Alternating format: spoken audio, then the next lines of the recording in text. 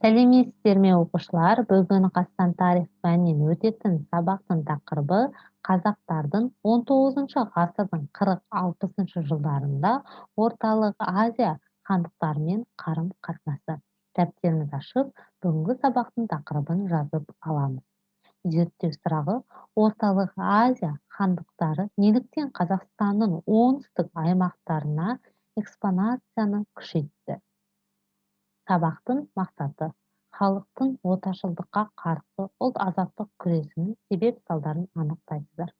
Ұлт-азаттық көтеріліс басшылары Жанқожа Нұрмұхамедұлы мен Есет Көтібарұлының тарихтағы рөліне баға бересіздер. Өткен сабақтан сіздер не білесіздер?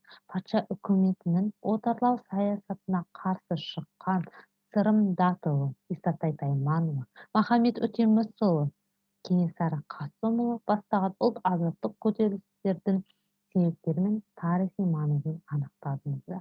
Оқушылар, ең алдымен білімі сайтын пайдаланып, қазақтардың 19 ғасырдың 40-60 жылдарында Орталық Азия хандықтарымен қарым-қатынасына байланысты бейнематериал көретін боласыздар. Жанқожа мен Есет батырлар бастаған көтерілістердің қандай себептері болды? Көтерілістердің атақты шайқастары қайда болды? Көтерілістердің жеңілуінің себептері қандай? Олардың тарихи маңызы қандай? Осы сұрақтарға жауап іздейік. Жанқожа мен Есет батырлар бастаған көтерілістердің қандай себептері болды? 19 ғасырдың ортасында Ресей үкіметі оңтүстік Қазақстанды отарлай бастады. Сырдарияның төменгі ағысы, Өзтүрт, Маңғышлақтың оңтүстігі Хиуа хандығының бақылауында болды.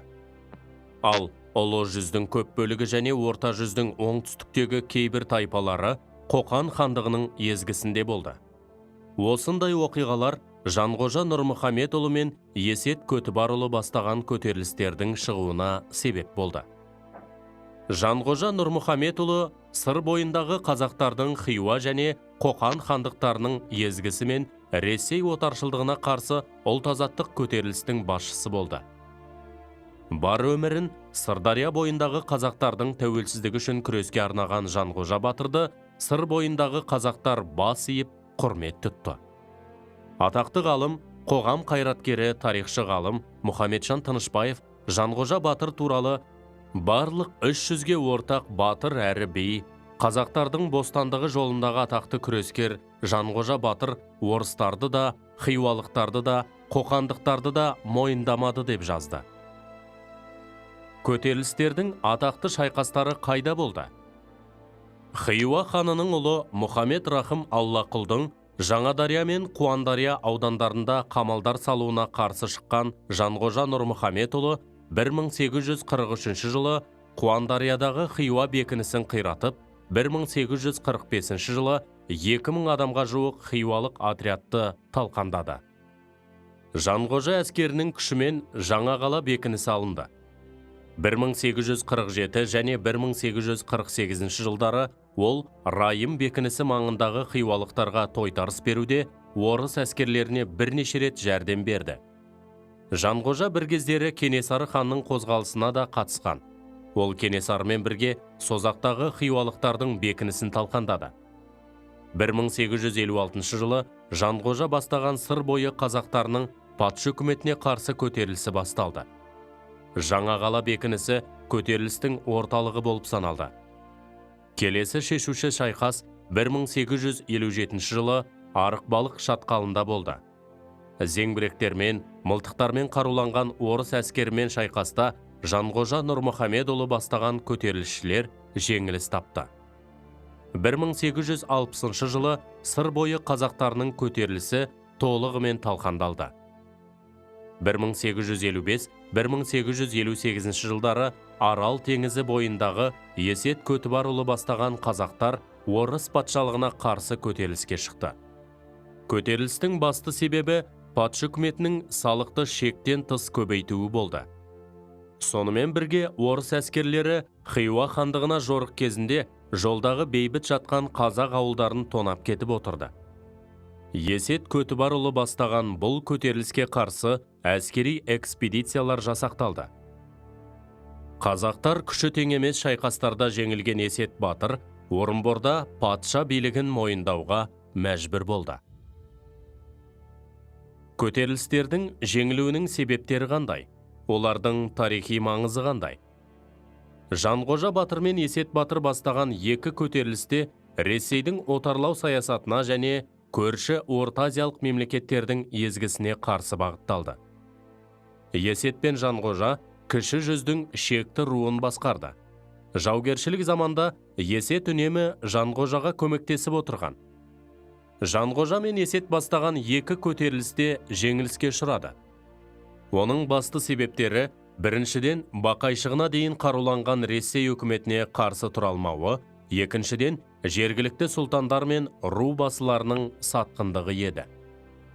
Екі көтерілісте сипаты жағынан ұлт азаттық мазмұнға ие болды. Себебі көтерілісте азаттықты аңсаған, отаршылдық қысымнан зардап шегіп, тығырыққа тірелген халық өз көсемдерінің бастауымен отаршылдық бұғауға қарсы күресті. Ел басына қара бұлт төнген алмағайып заманда Жанғожа мен Есет сынды алып батырларымыз халық қорғаны бола білді.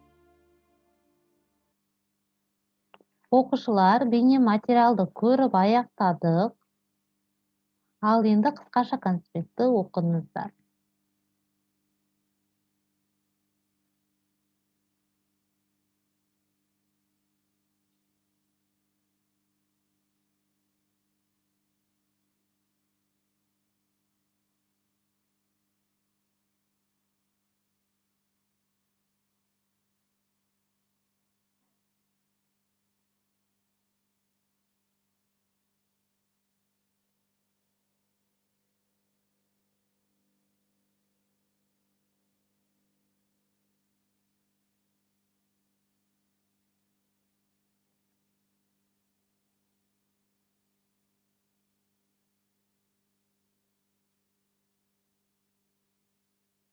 Оқушылар, егер қысқаша конспектті оқып болсаңыздар, тапсырма орындайық. Бірінші тапсырма салыстыра отырып тиісті жауаптарын жазыңыздар. Яғни оқушылар осы жерде сіздерге 4 ақпарат берілген. Осы 4 ақпаратты оқып, Жанқожа немесе Есет батырға жататын көтеріліс па, сіздер біреуін таңдау керексіздер.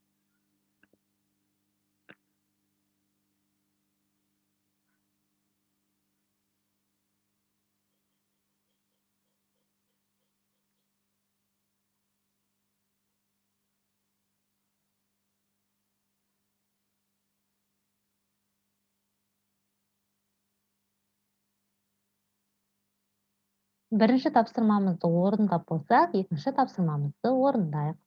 Оқушылар, екінші тапсырмада сіздерге сұрақтар берілген. Осы сұрақтарға дұрыс жауапты таңдап қою керексіздер.